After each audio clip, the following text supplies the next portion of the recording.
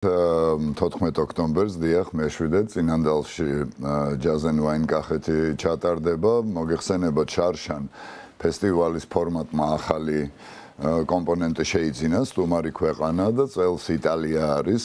სტუმარი ქვეყანა მინდა ვისარგებლო შემთხვევით და იტალიის საელჩოს დიდი მადლობა გადავუხადო ძალიან აქტიური ჩართულობისთვის. რას ნიშნავს ის, რომ იტალია არის წელს სტუმარი ქვეყანა, ეს ნიშნავს იტალიური ღვინის წარმოდგენას და შესაბამისად მისი დაგემოვნების საშუალება ექნება ჩვენს მსმენელს, მაყურებელს, ეს ნიშნავს იტალიურ სამზარეულოს და იტალიურ მუსიკას დღის სესიის განმავლობაში. ასე ძალიან სახალისო მრავალფეროვან განწყობას ჩვენს დამსწრე საზოგადოებას იტალიური ჯგუფი შეუქმნის Salt Peanuts იმისთვის რომ თავის შოუ კიდევ უფრო გაახალისონ და გამრავალფეროვნონ ძალიან თვალსაჩინო მუსიკალური სცენის იტალიური მუსიკალური სცენის წარმომადგენელი ქალბატონი ვოკალისტი Sara Gengiotti არის მოწვეული ასევე ამ ჯგუფში. შემდეგ საღამოს სესია უფრო ასე ვთქვათ ტრადიციულად ჯაზური არის და თანამედროვე მუსიკალური ინდუსტრიის ძალიან კაშკაშა ვარსკვლავი, რომელიც ერთ-ერთი ყველაზე მოთხოვნადი იყო წელს ყველა საერთაშორისო ჯაზ ფესტივალზე, შეიძლება ითქვას ააფეთქა ჯაზ ფესტივალების ლაინაპები, თეო კროკერი, მესაყვირე, ვოკალისტი, პროდიუსერი, კომპოზიტორი თავის ბენდთან ერთად და ღამის სესია ასევე ტრადიციულად უფრო გამრთობი, საცეკვაო ხასიათის არის და იქ Horizons, მე Horizons ვეძახი ხოლმე, მაინც უფრო ძველებურად. ესეთი ფანკ ელექტრონული და ფანკ მუსიკის ნაზავი არის დარწმუნებული ვარ ყველა ძალიან დიდ სიამოვნებას მიიღებს გარდა ამისა მინდა აღვნიშნო გარკვეული სიამაყით ასევე რომ 30-ზე მეტი ქართველი მეღვინე გვეყოლება პირველ საათზე ისევ და ისევ ტრადიციულად სწორედ ღვინის დეგუსტაციით დაგემოვნებით გაიხსნება ფესტივალი და როგორც აღვნიშნე, დარწმუნებული ვარ, რომ ისევე როგორც წინა წლებში ის ძალიან სახალისო, ძალიან საინტერესო და მრავალფეროვანი იქნება. მიშა, თქვენ აღნიშნეთ, რომ შარშან იყო პირველი წელი, როცა ფესტივალს დაემატა სტუმარი ქვეყანა და თუ სწორად მახსოვს ამერიკა იყო სტუმარი ქვეყანა. აი წელს იტალია, რის მიხედვით ირჩევთ ქვეყანას? რამდენი ხნით ადრე წყდება ეს?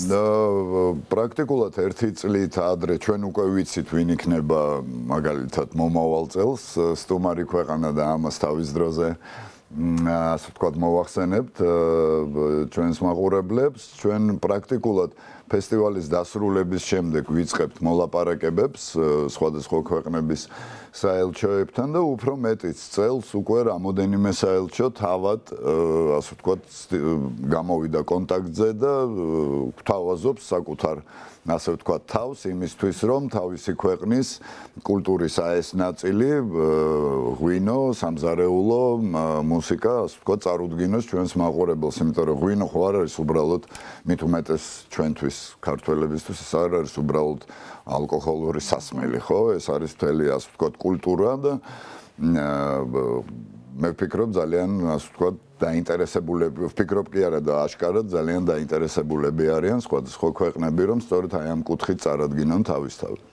რა იყო აზრი და დატვირთვა მაშინ, როდესაც ფესტივალი დაარსდა და ჯაზი და ღვინო დაუკავშირეთ ერთმანეთს? აი რა ნიშნით შეაკავშირეთ ეს? ძალიან მსოფლიოში ძალიან გავრცელებული და ცნობილი ფორმატი არის ჯაზი და ღვინო, როგორც წესი და გასაგები მიზეზების გამო სწორედ იმ ქვეყნებში, რეგიონებში ტარდება, რომელიც ცნობილი არის მეღვინეობით.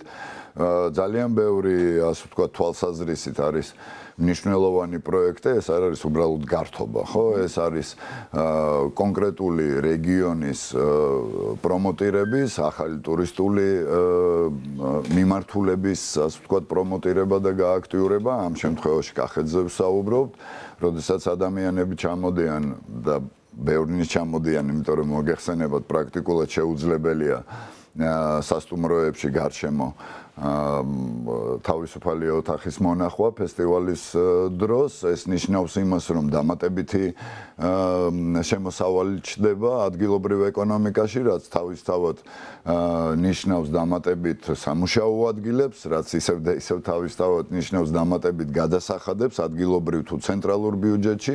ანუ ძალიან ბევრი თვალსაზრისით პირდაპირ მნიშვნელობით ძალიან მნიშვნელოვანი პროექტია ნებისმიერ ქვეყანაში იმ რეგიონისთვის, სადაც ეს ღონისძიება ტარდება. იზრდება ფესტივალზე დასწრების სურვილების რაოდენობა წლიდან წლამდე? დიახ, აშკარად ამ ტენდენციას ვხედავ, ძალიან გვახარებს ეს, იმიტომ რომ შედარებით თბილისთან და ბათუმთან მაინც ახალგაზრდა ფესტივალია, წელს 7 წლის გახდა და დიახ, წლიდან წლამდე, როგორც მაყურებლების ინტერესი იზრდება, ისე სხვა შორის მონაწილეების, გნებავთ მეღვინეების, ასე ვთქვათ, სფეროდან, გნებავთ თავად საერთაშორისო დონის აი ამ ვარსკვლავებიდან, რომლებმაც უკვე გაიგეს ძალიან კარგად ფესტივალის შესახებ და ძალიან ბევრი შემოთავაზება გვაქვს და სურვილს გამოთქვამს სწორედ აი ამ ფესტივალში მონაწილეობას.